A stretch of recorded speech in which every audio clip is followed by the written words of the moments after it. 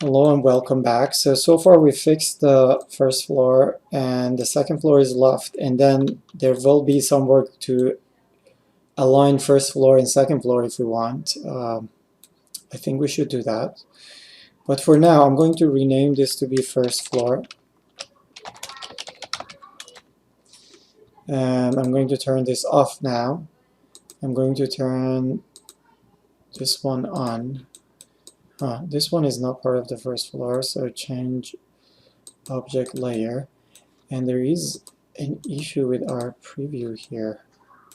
So none of this that I created during the fixing are now part of the first floor layer apparently. So I'm going to change the layer for all of this.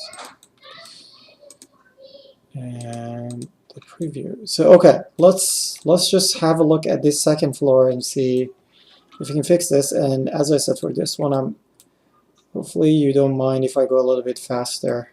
You already know most of the commands, and this seems to be better than the other one. We already fixed this. So what I'm going to do, I'm going to select this and run PO validate model, and yes, run it only for selection.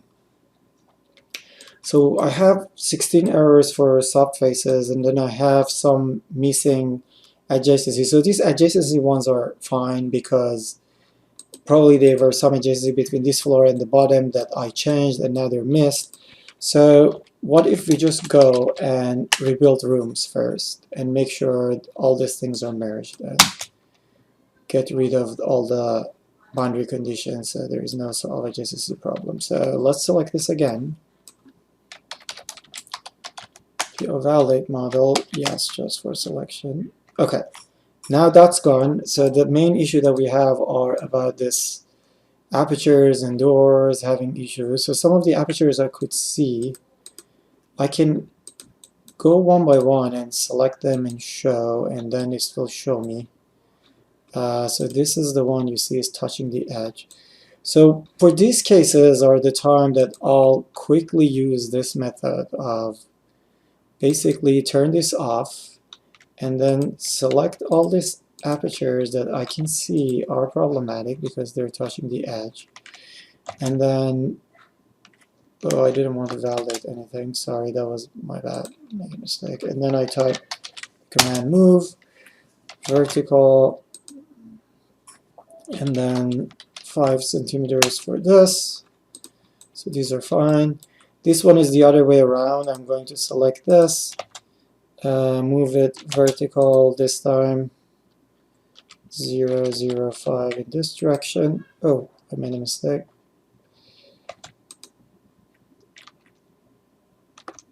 Move, vertical, 0, 0. Oh, because I put the value in, and apparently I put 0, 6, so minus 0, 1 now, because I did 0, 0, 5 already. Okay, thank you. So this one is fixed too, and then I have this guy. So this seems to be fine. So this one is touching the edge, touching the edge, touching the edge. Vertical.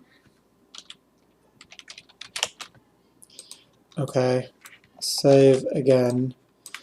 PO validate model for selection only, yes.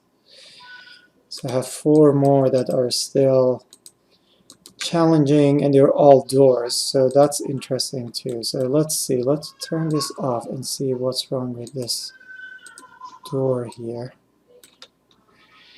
Okay, so in this case it's just touching the other edge. So let me do show parent. So this is the parent of the door. Let's set it like this so I can isolate it quickly so we can see what's going on. So in this case the problem is not vertical move but horizontal, right? So this was the one that causing problem. So what I can do, again, I can just turn this back on and move this this time not vertical, not horizontal, in this direction 0, 0, 5. Maybe like 0, 0, 1. I mean, it doesn't matter really. So Then I can revalidate and press enter here. And now I have 3 of them. So let me show everything. And let's find them and fix them. So what's wrong with this one? Similar. And there is something going on here. Wait a second. So this is okay. What is this? Oh, there is another door on the other side that I had to move adjacent to this one. So now I have these 2 doors. I'm moving 001 here, and I should be good to go. Let's see.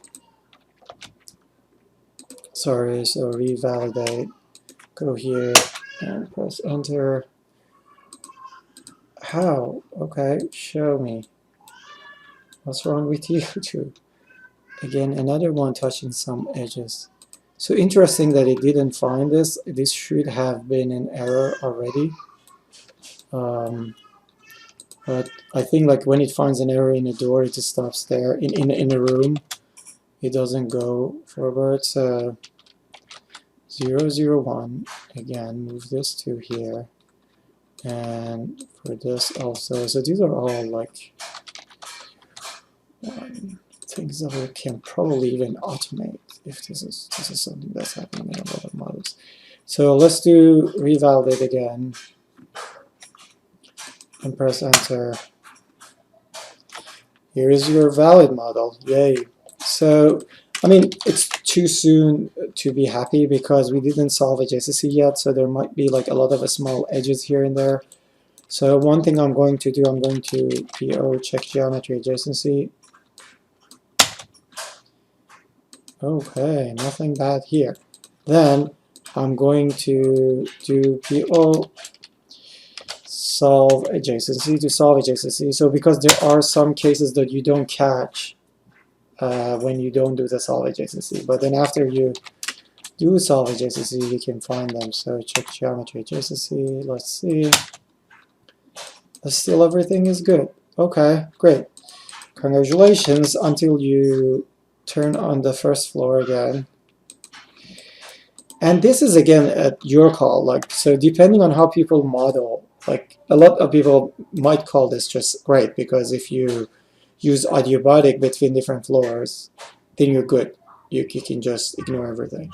But if you solve adjacency between different floors and then you have these small things that bothers you, you want to align them and fix them. I think for the sake of this video, I'm going to align them and fix them. So, but I take a break here. So this model technically is a valid model with everything valid. So again, let's save it again. I didn't do solve adjacency between floors, of course. That's next video. But just to make sure I do validate model and run it on all model. And yes, this is a valid model. So I can save this as GBXML. So if I click on green, there is one here, green building XML. And clean, I call it, save. So that GBXML now that's saved, you can use it, go to any software you want. I can export this to IES, like all the things that I've shown in other videos. So now you have a clean model for GBXML, but let's come back again and do like, let's get it like right with those extra aligning, like get it where we want it to be. Okay.